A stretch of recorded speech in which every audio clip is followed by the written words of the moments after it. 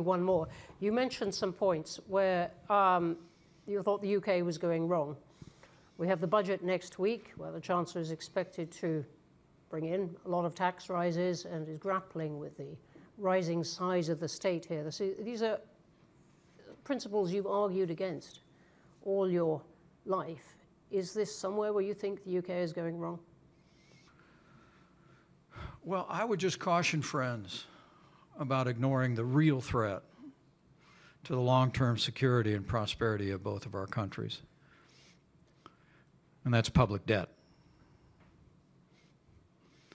And let me, before I have to say the U.S. is in a worse position than the UK on that. I was about to say, before I criticize my friends, when I arrived in Congress, our national debt was $3 or $4 trillion.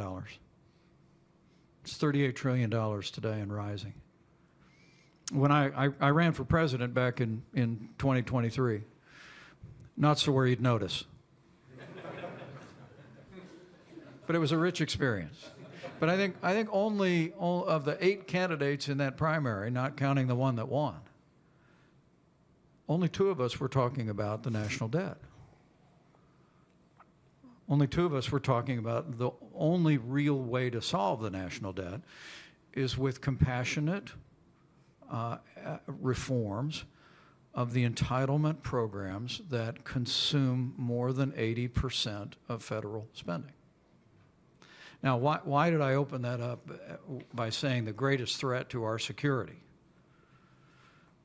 and prosperity? And the reason is, I think it was back in 2005, the chairman of the Joint Chiefs of Staff was testifying before a committee I served on in Congress, and he was asked, what's the greatest threat to America's national security? And then, 20 years ago, he said, the national debt. 2 years ago was the first time in American history that we spent more money on interest on our national debt than we did on our national defense.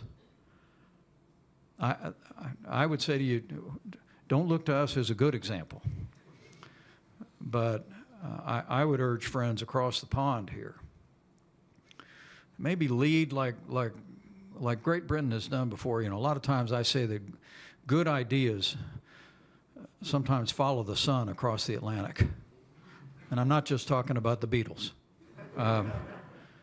but policies that echo and they come to the West and they impact. I would love to see the people of Great Britain call upon their leadership to lead on the kind of fiscal reforms that will put us back on a sustainable path. I'll continue to be a voice for that in our country, but I think we have a moral obligation to lift this mountain range of debt off our children and grandchildren for our security and our prosperity, and I'll continue to champion it. Thank you very much. Let's go to questions. Lots of hands up. Right. Let me